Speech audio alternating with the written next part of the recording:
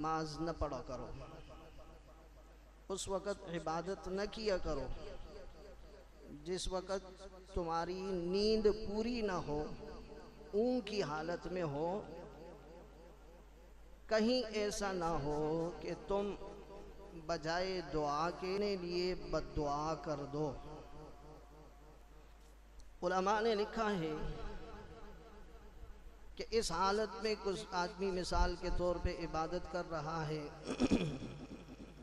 اور دوران عبادت اس نے اپنے لیے دعا یہ کر رہا تھا، اللہم اغفر لی، اے اللہ مجھے بخش دے۔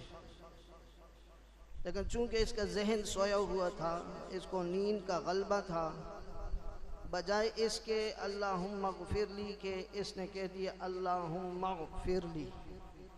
بات ایک ہی ہے، یعنی غین کے بجائے